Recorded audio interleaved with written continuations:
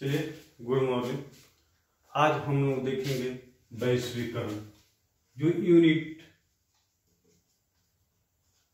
4 का यूनिट 4 में एक क्वेश्चन है जो वैश्वीकरण से संबंधित है। उस क्वेश्चन को देखिए, क्वेश्चन एग्जाम में पूछा है कि वैश्वीकरण से आप क्या समझते हैं। ठीक है, क्वेश्चन पूछता है कि वैश्वीकरण से आप क्या समझते हैं। तो सबसे पहले हमको जानना है कि वैश्वीकरण है क्या। तो देखिए, बोलचाल के भाषा में वैश्वीकरण को हम लोग कैसे डिफाइन करते हैं कि विश्व की सारी अर्थव्यवस्था को क्या करना, एक दूसरे के समीप लाना। कहने का तात्पर्य कि मानते हैं कि यह एक केंद्र बिंदु है, और इस केंद्र बिंदु पे क्या करना है, सभी देश को क्या करना है, जोड़ देना है। जैसे मानते हैं कि भारत, नेपाल, चीन, अमेरिका।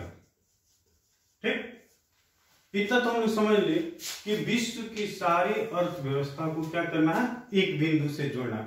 वैश्वीकरण के विषय में पहले हम लोग क्या नहीं जान रहे थे, लेकिन हाल फिलहाल में क्या किया, वैश्वीकरण शब्द आया। अगर आप लोग कोई इसमें से जानता है कि वैश्वीकरण क्या है तो बता सकते हैं। ठीक है, चलिए हम ये बता रहे हैं। तो इतना तो हम समझ लें कि वैश्वीकरण का मतलब क्या होता है कि विश्व की सारी अर्थव्यवस्था को क्या करना है, एक दूसरे से जोड़ना। अब ये जोड़ने का मतलब क्या हो, कोई बताएगा? तो देखिए, जोड़ने का मतलब ये हुआ कि जो सारे देश है, चीन हो गया, नेपाल हो गया, भारत हो गया, अमेरिका हो गया, ये सारे देशों के पास क्या है, कुछ ना कुछ समस्या है। ठीक है, और सबकी समस्या क्या है, एक समान नहीं है। सबकी समस्या क्या है, अलग अलग है। अब समझिए, किसी के पास खाने के लिए अनाज नहीं है, तो किसी के पास कोई टेक्नोलॉजी नहीं है, तकनीकी नहीं है। ठीक है, किसी के पास क्या है, डीजल, पेट्रोल, किरोसिन तेल नहीं है। तो क्या करते हैं हम, क्या करते हैं, इसके लिए आदान प्रदान करते हैं। अब आप लोग नाम सुने होंगे, आयात, और एक होता है क्या, निर्यात। चलिए, इसको आयात और निर्यात को हम लोग रहने दें। लेकिन वैश्वीकरण को जानने से पहले हम लोग क्या करते हैं, मुख्य रूप से इन 3 बिंदुओं पे ध्यान देते हैं। ठीक है, एलपीजी। अगर आप लोग से पूछा जाए कि एलपीजी का मतलब क्या होता है, तो इसमें से कुछ लोग बोलेंगे लिक्विड पेट्रोलियम गैस। ठीक है, अब यहाँ पे उस एलपीजी का मतलब क्या होगा, लिक्विड पेट्रोलियम गैस नहीं होगा। यहाँ एल का मतलब होता है क्या, लिबरलाइजेशन। यहाँ पे क्या होता है, एल का मतलब लिबरलाइजेशन, जिसको हम लोग हिंदी में बोलते हैं क्या, उदारीकरण। ठीक, सेकंड में हम लोग क्या, पी का मतलब क्या हो गया, प्राइवेटाइजेशन, जिसको मतलब क्या हिंदी में बोलते हैं क्या, निजीकरण। ठीक है, और थर्ड में हम लोग जानते हैं क्या, ग्लोबलाइजेशन, जिसका मतलब होता है क्या, वैश्वीकरण। ठीक, तो ये दोनों को जानना इसके पहले क्या है, अनिवार्य। अब जैसे वैश्वीकरण है, अब वैश्वीकरण समझ लिए, अब लिबरलाइजेशन और प्राइवेटाइजेशन हम नहीं समझे, उदारीकरण नहीं समझे और निजीकरण नहीं समझे। अब देखिए, उदारीकरण में क्या होता है और निजीकरण में क्या होता है, ये दोनों को लेकर हम चलेंगे तो क्या होगा, वैश्वीकरण के माध्यम से विकास होगा। ठीक, अब देखिए, उदारीकरण समझिए और प्राइवेटाइजेशन समझिए। ठीक है, उदारीकरण क्या होता है, निजीकरण क्या होता है। तो उदारीकरण में क्या होता है, वैश्वीकरण के माध्यम से जब विकास होगा तो जानते हैं कि हम विदेशी जो कंपनी होगी वो हमारे इंडिया में आएगी, तो उनके लिए तो कुछ ना कुछ सुविधा चाहिए। उनके लिए हमें क्या करना है, टैक्स फ्री करना होगा, उनके लिए यातायात की सुविधा उपलब्ध करना होगा, उन पे हम क्या करेंगे, किसी प्रकार का लाइसेंस का प्रतिबंध नहीं करेंगे। ठीक है, उनको हम आसान से आसान प्रक्रिया देंगे ताकि वो क्या करें, हमारे यहाँ आए और वर्क करें, जिससे हमको क्या होगा, कुछ ना कुछ तो जरूर बेनिफिट होगा। और उसके बाद क्या होता है, प्राइवेटाइजेशन। और प्राइवेटाइजेशन में क्या होता है, निजीकरण। और कुछ विभाग ऐसा होता है जिसमें क्या होता है, वर्क अच्छा से नहीं होता है, जिम्मेवारी को नहीं सौंपा। जैसे देखते हैं कि रेलवे में कितना यात्री ऐसे होते हैं जो बिना टिकट के, विदाउट टिकट सफर करते हैं। ठीक, अब बिजली विभाग देखते हैं, बिजली विभाग में क्या क्या होते हैं, कोई लेन देन की प्रक्रिया अच्छी रूप से नहीं होती है। ठीक है, तो अगर इस प्रक्रिया को क्या किया जाएगा, प्राइवेटाइजेशन, निजीकरण व्यक्ति को सौंप दिया जाए, तो क्या होगा, वर्क शेड्यूल के अनुसार होगा, समय सारणी के अनुसार होगा, और क्या होगा, वर्क अच्छाई से होगा, ईमानदारी से होगा। ठीक है। और ग्लोबलाइजेशन में क्या है कि अगर हम केवल अपना बेनिफिट समझे तो बेनिफिट मिलने वाला है नहीं मिलने वाला। उसके लिए क्या करना है, सभी को बेनिफिट चाहिए, अमेरिका को भी बेनिफिट चाहिए, इंडिया को भी बेनिफिट चाहिए। और इसका क्या होता है, कुछ ऐसे प्रभाव होते हैं जो सकारात्मक होते हैं, पॉजिटिव, अब कुछ होंगे क्या निगेटिव। तो इसको हम लोग बाद में चर्चा करेंगे पॉजिटिव क्या है और निगेटिव क्या है। लेकिन वैश्वीकरण का प्रारंभ कहां से होता है, अब समझिए कि क्या इसका स्टेज क्या होगा, रूरल समझते हैं कि ग्रामीण क्षेत्र, कोई ना कोई विकास कहां से होता है, किसी ना किसी क्या होता है ग्रामीण क्षेत्र से, किसी न किसी बिंदु से क्या होता है प्रारंभ होता है। तो रूरल का मतलब क्या होगा, ग्रामीण, ठीक है। और ग्रामीण क्षेत्र से क्या होता है धीरे धीरे विकास होता है। अब उसके बाद होता है कि इकोपोलिस, इयोपोलिस का मतलब क्या होता है, पूर्व की अवस्था। अब देखते हैं कि छोटे छोटे शहर का निर्माण कैसे होता है, एक ग्रामीण क्षेत्र होता है और क्या करते हैं उसी में लोग पीछे घर बना लेते हैं और आगे क्या करते हैं एक छोटा मोटा दुकान करते हैं। अब एक हुआ, दो हुआ, धीरे धीरे क्या होता है बढ़ते जाता है। उसको हम क्या बोलते हैं, इयोपोलिस बोलते हैं, पूर्व की अवस्था, मतलब घर के आगे क्या किया छोटा मोटा दुकान किया। उसके बाद आ गया पोलिस, पोलिस का मतलब क्या होता है नगरीकरण, पोलिस का मतलब क्या होता है नगरीकरण। और इसको देखिए पोलिस को हम लोग दो भागों में क्या करते हैं डिवाइड करते हैं, ठीक। फर्स्ट में क्या हो गया टाउन और सेकंड में क्या हो गया सिटी। अब टाउन किसको बोलते हैं और सिटी किसको बोलते हैं, तो जो छोटे मोटे शहर होते हैं जिसकी जनसंख्या कितनी होती है कम से कम 1 लाख या 1 लाख से 10,000 इधर चाहे उधर, जिसको हम क्या बोलते हैं टाउन बोलते हैं। और सिटी किसको बोलते हैं जिसकी संख्या क्या होती है 5 लाख। अब जैसे पटना हो गया तो क्या हो गया एक अच्छा खासा सिटी हो गया, वहां पे जनसंख्या 5 ही लाख है, 5 लाख से अधिक भी हो सकती है, ज्यादा है, जिसको हम क्या बोलेंगे सिटी बोलेंगे। उसके बाद आता है क्या मेट्रोपोलिस। मेट्रोपोलिस क्या होता है जिसकी संख्या क्या होती है 10 लाख से ज्यादा होती है, जिसको हम लोग क्या बोलते हैं महानगर बोलते हैं, ठीक है। लेकिन यहाँ पे एक और चीज ध्यान देने की जरूरत है, मेट्रोपोलिस और क्या होता है मेट्रो सिटी, ठीक है। मेट्रोपोलिस और मेट्रो सिटी में क्या है बहुत अंतर है। मेट्रोपोलिस का मतलब क्या हुआ कि एक महानगर, ठीक है। और मेट्रो सिटी का मतलब होगा जहां पे भूमिगत आवागमन की क्या है सुविधा है, जो क्या है मेट्रो जो जमीन के नीचे आती जाती है सफर करती है, उसको हम क्या बोलते हैं मेट्रो सिटी बोलते हैं, जहां पे क्या है भूमिगत आवागमन है, ठीक है। उसी के देखिए इसमें यह क्या आता है निक्रोपोलिस। निक्रोपोलिस का मतलब क्या होता है, निक्रोपोलिस समझते हैं जैसे आप मानते हैं कि एक भूकंप आ जाता है किसी ना किसी, जैसे नदी का कटाव हुआ, ठीक है, किसी न किसी की वजह से क्या होता है क्षति हो जाए, जिसकी वजह से वो क्या होता है वो क्षेत्र पिछड़ जाता है, ठीक है, जिसको हम लोग क्या बोलते हैं निक्रोपोलिस बोलते हैं। और एक इसी में दिया है क्या मेगापोलिस, मेगलोपोलिस। और मेगलोपोलिस का मतलब क्या होता है पलायन करना, जैसे मानते हैं कि हम बेतिया में रह रहे हैं और मेगलोपोलिस में कि हमारी आवश्यकता की जो पूर्ति है वो बेतिया में क्या होता है अच्छी से नहीं हो पा रही, जिसकी वजह से हम क्या करते हैं सोचते हैं कि बेतिया को छोड़ें और पटना में जाकर क्या करते हैं अपना आवास ले ले, शिफ्ट हो जाए, घर बनाए और अपनी आवश्यकता की पूर्ति करें।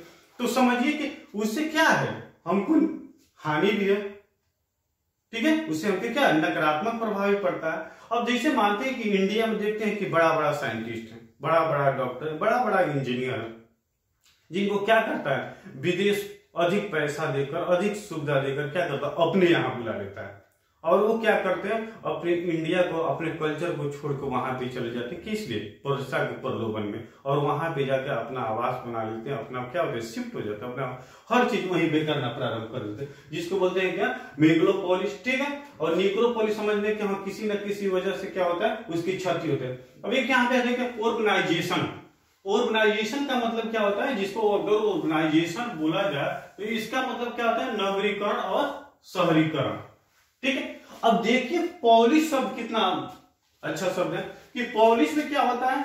अब जैसे पॉलिश के विषय में हम आपको चर्चा, इतना तो हम लोग समझ लिए, ठीक है, कि एलपीजी का मतलब होता है प्राइवेटाइजेशन, लिबरलाइजेशन, ग्लोबलाइजेशन, और इस सभी का निर्माण क्या होता है एक किसी केंद्र बिंदु से होता है, ठीक है। और वैश्वीकरण एक ऐसा शब्द है कि विश्व की सारी समस्या को हम लोग क्या करते हैं मिलजुल कर एक साथ समाप्त करते हैं, ठीक है। चलिए हम आगे देखते हैं कि इसमें क्या है कि इसमें एक सेंटेंस है क्या जिसको हम लोग बोलते हैं क्या पॉलिश। देखिए POLIS, पॉलिश। ठीक, इसको का मतलब क्या होता है? नगर। पॉलिश का मतलब क्या होता है? नगर। और एक इसी में क्या है? Polish, POLISH। इस पॉलिश का मतलब क्या होता है? कोई जानता है तो बताओ। ठीक है, चलिए हम इस पॉलिश का मतलब, अरे एक पॉलिश का मतलब क्या हो? नगर। एक पॉलिश का मतलब होता है चमकाना। चमकाना। अब क्या चीज चमकाना है? फेस को चमकाना है कि जूता चप्पल को चमकाना है, या किस चीज को चमकाना है? तो इस पॉलिश का मतलब होता है क्या? जिसमें हमने क्या H लगा दिए, इसका मतलब है चमकाना, इसका मतलब है क्या होता है? नगर। तो इतना तो हम लोग समझ लिए कि वैश्वीकरण को जानने के लिए हमें तीन चीज पे विशेष फोकस करना है। क्या होता है? निजीकरण, एक होता है उदारीकरण, एक होता है वैश्वीकरण। निजीकरण में क्या होता है? किसी एक ऐसे व्यक्ति को सौंपा जाता है कि जो वो पूरा जिम्मेदारी उनके ऊपर होता है, वह सिस्टम के अनुसार क्या करते हैं? उस वर्क को चलाते हैं। और उदारीकरण में क्या होता है कि वादीकरण में होता है कि किसी को व्यापार करना है, किसी को बिजनेस करना है, तो उसके लिए हम क्या करते हैं? उसको हम आसान से आसान सुविधा देते हैं। उसके लिए आने जाने की यातायात की सुविधा देंगे, उसके लिए टैक्स फ्री कर देंगे। ठीक है, उसके लिए किसी प्रकार का प्रतिबंध का, जैसे मानते हैं कि हमारे यहाँ देखिए मेट्रो है, दिल्ली में मेट्रो, वो जापान की टेक्नोलॉजी है। जापान ने आया और बोला कि हम आपके यहाँ मेट्रो लगा रहे हैं। उससे हम देखें कि हमको ज्यादा बेनिफिट भी हो रही है, पैसा भी आ रहा है, और आने जाने की सुविधा भी आसानी से मिला, और हमारे वर्कर भी कट रहे हैं। तो उसके लिए क्या होता है? कुछ एग्रीमेंट होता है। अब कुछ हम ऐसा एग्रीमेंट न कर दें जिनकी वजह से क्या होता है कि वो यहाँ से छोड़कर किसी दूसरे शहर में चल जाए, किसी दूसरे देश में पलायन कर ले।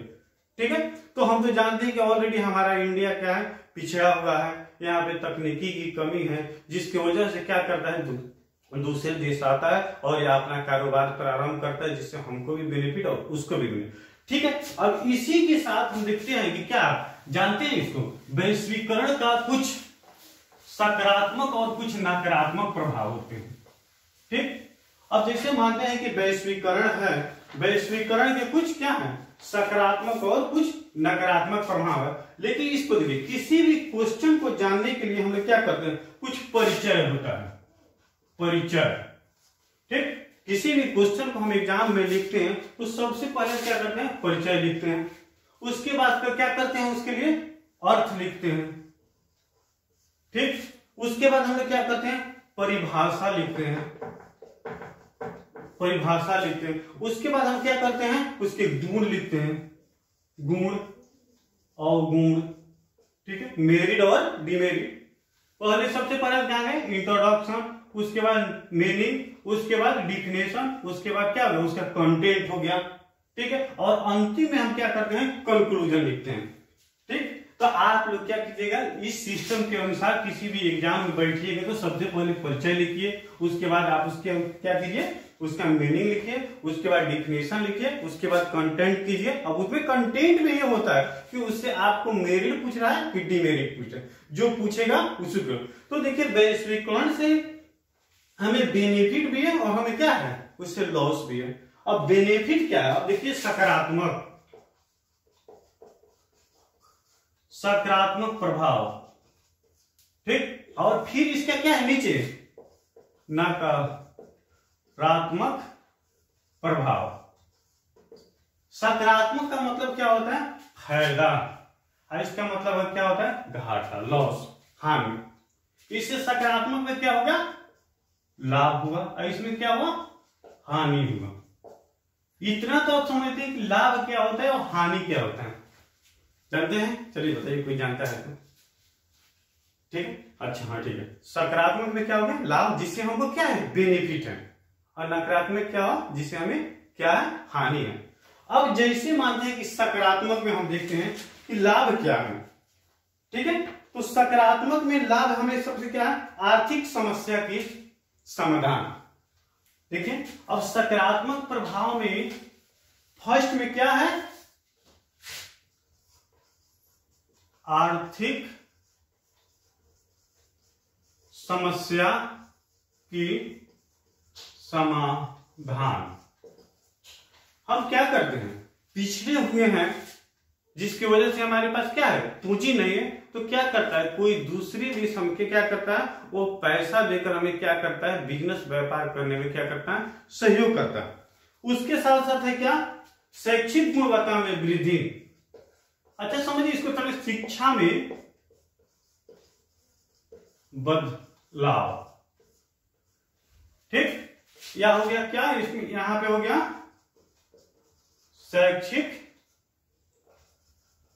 गुणवत्ता में वृद्धि, ठीक। अब शैक्षिक गुणवत्ता में वृद्धि क्या है, अब देखते हैं कि शैक्षिक गुणवत्ता टेक्नोलॉजी के अमेरिका के एजुकेशन जो है वो क्या है, उससे ज्यादा बेनिफिट है। अगर अमेरिका के एजुकेशन को हमको ग्रहण करना होगा तो महंगा पड़ेगा, तो हम क्या करते हैं, उसको ऑफर देते हैं और वो हमारे यहाँ आता है और क्या करता है, अपनी विधि के अनुसार क्या करता है, क्वालिटी देता है, ठीक है। अब समझिए ना कि ऑक्सफोर्ड यूनिवर्सिटी आकर इंडिया में चलती है कि नहीं, उसमें भी बच्चे पढ़ते हैं कि नहीं, ठीक है। तो हम क्या करते हैं, उसको अनुकरण करते हैं, उसको क्या करते हैं, हम सीखते हैं। नौकरी के पर्याप्त अवसर, नौकरी के पर्याप्त अवसर। अब देखिए वैश्वीकरण में नौकरी के पर्याप्त अवसर। अब देखते हैं कि किसी भी देश में जब कंपटीशन आते हैं, जॉब करने की समय आते हैं, तो क्या करता है, उसमें सभी देश क्या करते हैं, भाग लेते हैं और उसमें सभी देश क्या करते हैं, एग्जाम देते हैं और जो क्या होता है उसमें क्वालिफाइड होता है, पास होता है, उसको क्या मिलता है, जॉब मिलता है, ठीक है। वातावरण की स्वच्छता, वातावरण की स्वच्छता। अब वातावरण में जो कमी होती है उसको समाप्त करने के लिए हम क्या करते हैं, उनसे क्या करते हैं, जो विकसित कंट्री है उससे हम क्या करते हैं, राय लेते हैं और उसके अनुसार हम क्या करते हैं, अपनी भी स्वच्छता में बदलाव देते हैं। पाठ्यक्रम में सुधार, पाठ्यक्रम में सुधार। सबसे पहले पाठ्यक्रम में सुधार क्या होता है कि हम देखते हैं कि हमारी क्षमता, हमारी योग्यता उस विषय वस्तु के लायक है कि नहीं। अगर बच्चा का एज 3 साल का है, अगर उस बच्चा को 6 साल के एज के अनुसार हम एजुकेशन दे तो समझेगा, नहीं समझ पाएगा। तो इसी के अनुसार क्या करते हैं, उनकी क्षमता योग्यता के अनुसार हम क्या करते हैं, बच्चा को एजुकेशन देते हैं, ठीक है। उसके बाद संचार की सुविधा, संचार या तकनीकी की सुविधा, संचार या तकनीकी की सुविधा, ठीक है। जो हमारी आवश्यकता की चीज होती है हम क्या करते हैं, वो देश विदेश से हम क्या करते हैं, उसको क्या करते हैं, मंगवाते हैं। आयात का मतलब क्या होता है, आयात का मतलब क्या होता है, मंगाना, और निर्यात का मतलब क्या होता है, भेजना, ठीक है। हम लोग क्या करते हैं, कुछ ऐसे चीज होते हैं जिनको हम लोग क्या करते हैं, आयात करते हैं, और कुछ ऐसे चीज होते हैं जिसको हम निर्यात करते हैं। आयात का मतलब है क्या, मंगाना, और निर्यात का मतलब है किसी चीज को भेजना, ठीक है। उसके साथ साथ क्या होता है, नौकरी के पर्याप्त अवसर तो हो गए, विश्व शांति की व्यवस्था। चलिए देखिए एक और बहुत इंपॉर्टेंट पॉइंट है, जो विश्व शांति, चलिए आप लोग नोट कर दे, चलिए विश्व शांति की व्यवस्था, विश्व शांति की व्यवस्था। जब वैश्वीकरण के माध्यम से हम एक दूसरे देश से जुड़े रहेंगे तो कभी मारपीट होगा, कभी झगड़ा होगा, ठीक है, कभी नहीं होगा। जब मारपीट होगा, झगड़ा होगा या किसी बिंदु पे हम चर्चा करेंगे तो उसमें क्या करेगा, दूसरा देश मिलजुल कर क्या करेगा, उस समस्या को आसानी से समाधान करेगा, ठीक है। और इसका प्रभाव क्या पड़ता है, सभी देश पे पड़ता है। इसके साथ साथ हम देखते हैं क्या,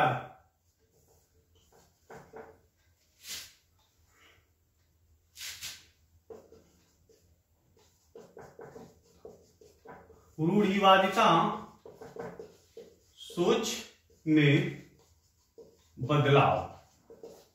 ठीक, अब रूढ़िवादिता सोच, पुरानी परंपरा, पुरानी बातों को क्या करते हैं हम लोग ढूंढते आते हैं, लेकिन वैश्वीकरण के माध्यम से हम क्या करते हैं, उसको समाप्त कर देते हैं, उसको छोड़ देते हैं। जैसे कहावत के तौर पे आप लोग सुने होंगे कि जब पहले के व्यक्ति सफर करते थे तो रास्ते में जा रहे थे, तब तक अचानक क्या होता था, कोई बिल्ली का नाम, कैट का नाम तो सुने, बिल्ली आती और उस रास्ता को काट देती। अब व्यक्ति क्या करते थे, वहीं पे स्टॉप करते, वहीं पे रुक जाते थे। ठीक है, जब तक फिर कोई दूसरा व्यक्ति उस रास्ते को क्रॉस नहीं करता था तब तक वो नहीं जाते थे। तो बताइए हमारे उस माध्यम से विकास हो सकती है? ठीक है, उसको हम लोग क्या करेंगे, उस सारी भेदभाव, सारी भावनाओं को हम लोग छोड़ देंगे। पहले हमारे इंडिया कल्चर में लड़कियों की शिक्षा पर विशेष फोकस नहीं दिया जाता था, केवल लड़कों को शिक्षा दिया था। लेकिन वैश्वीकरण का दिन है कि आज लड़के लड़कियों में किसी प्रकार की क्या होती है, भेदभाव नहीं। इसके साथ साथ क्या है, नई तकनीकी का विकास। ठीक है, नई तकनीकी का विकास। यहां तक देखने को मिलता है कि आज छोटे छोटे जो शहर होते हैं वहां पे बड़े बड़े मॉल खुल गए, जहां पे हमारी आवश्यकता की चीज क्या होती है, आसानी से मिल जाती है।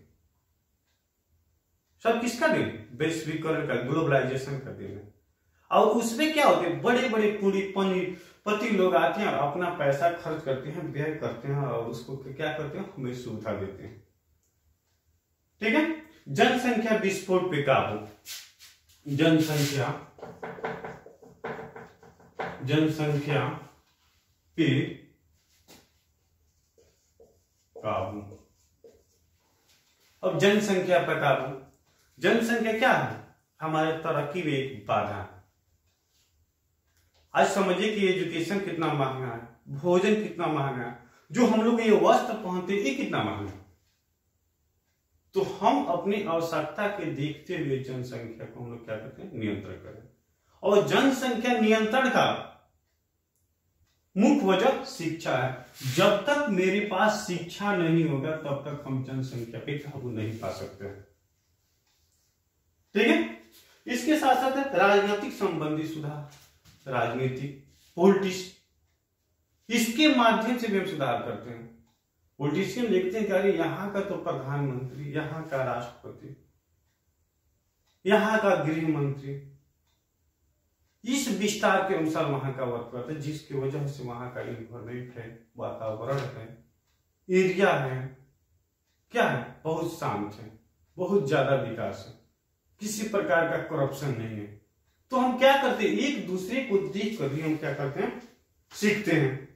ठीक है, इसके साथ साथ समझिए कि इसका क्या होता है, सकारात्मक प्रभाव तो हम लोग देखें।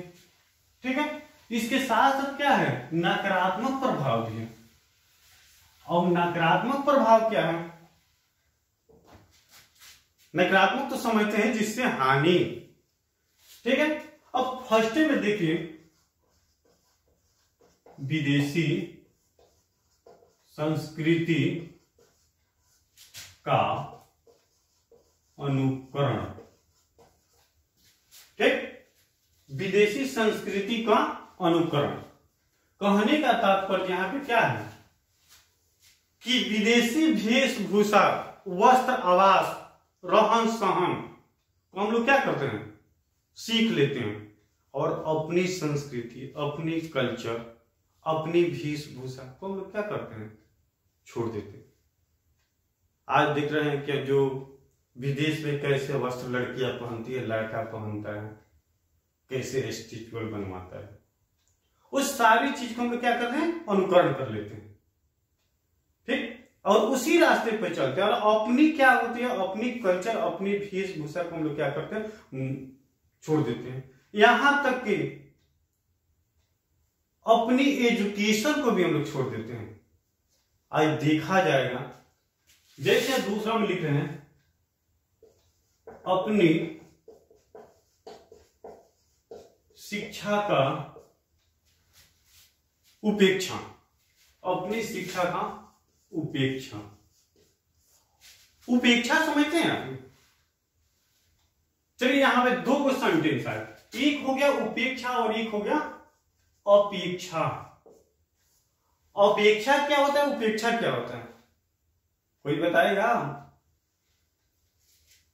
जी? ठीक है, देखिए उपेक्षा का मतलब होता है क्या, अपमान, तिरस्कार या मान सम्मान नहीं देना। ठीक है, और अपेक्षा का मतलब क्या होता है, उम्मीद, आशा। तो यहां में हम क्या करते हैं, अपनी संस्कृति अपनी शिक्षा को हम क्या करते हैं, उपेक्षा करते हैं, अपमान करते हैं। इसके साथ साथ देखिए तीसरा में छोटे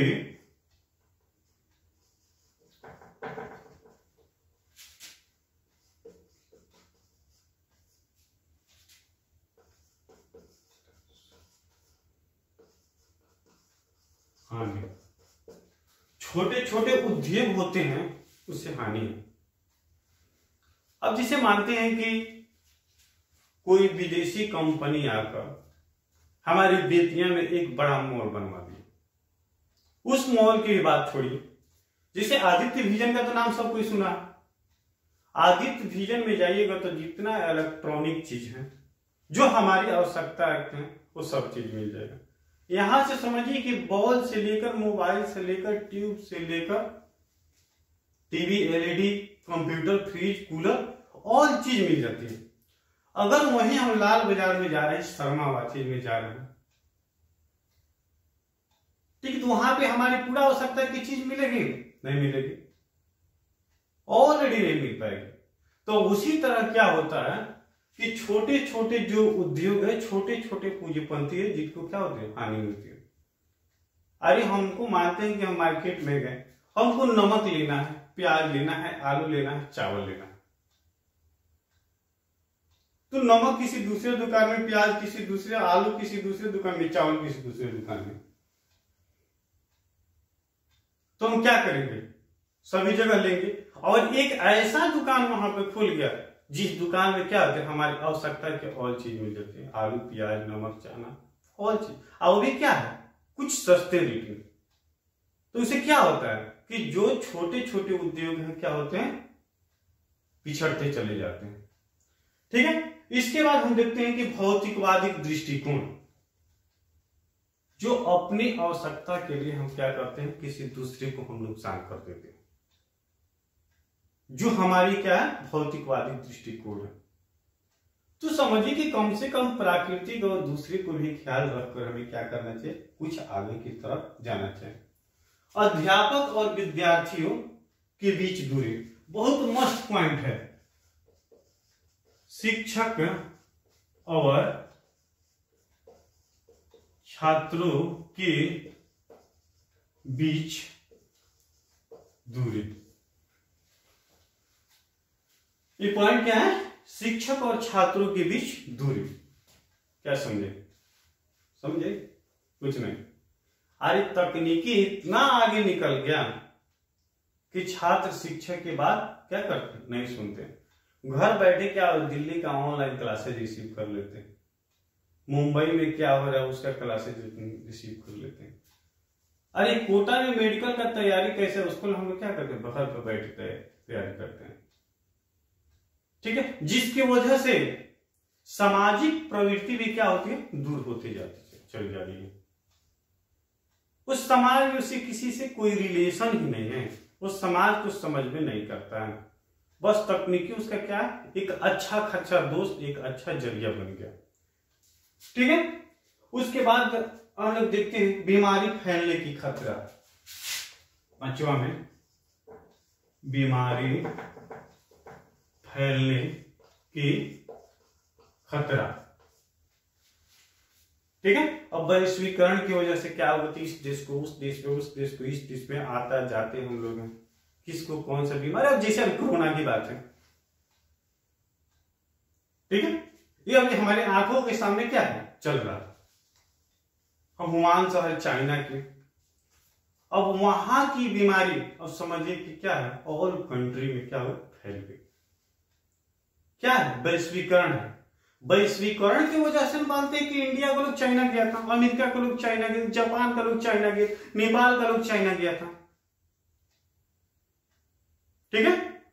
और जिसकी वजह से क्या हुआ, फिर वहां से डिस्ट्रीब्यूट हुआ, फिर आया तो पता चला कि जिस देश में गया उस देश में क्या हो गया, बीमारी फैल गया।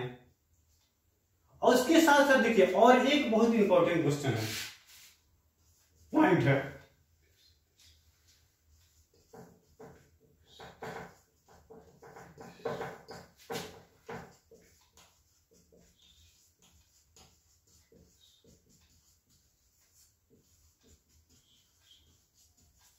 देखिए यहां पे एक पॉइंट और हम लोग देखिए, विकसित देश विकासशील देशों का क्या करता है, शोषण करता है।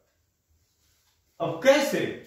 अगर मेरे पास पूंजी ज्यादा है, अगर कोई कमजोर व्यक्ति मांगता है तो हम क्या करते हैं कि इतना इंटरेस्ट लेंगे, इतना ब्याज लेंगे, इतना हम सूद लेंगे तो हम आपको देंगे।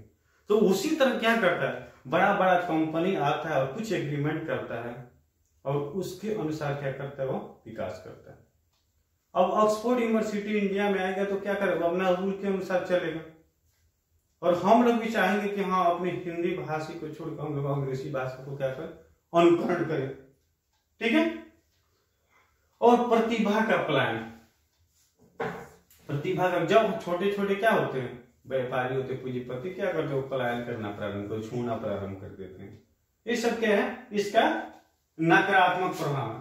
तो आज हम लोग देखेगा वैश्वीकरण क्या है और वैश्वीकरण का नकारात्मक प्रभाव और सकारात्मक। ये देखिए क्वेश्चन जो है ना बहुत इंपॉर्टेंट है, VVI क्वेश्चन है, प्रतिवर्ष क्वेश्चन ये पूछता है। तो सबसे पहले आप लोग देखिएगा क्वेश्चन आपका क्या है कि वैश्वीकरण से आप क्या समझते हैं। इसी के अनुसार क्वेश्चन पूछेगा कि वैश्वीकरण से आप क्या समझते हैं, इसका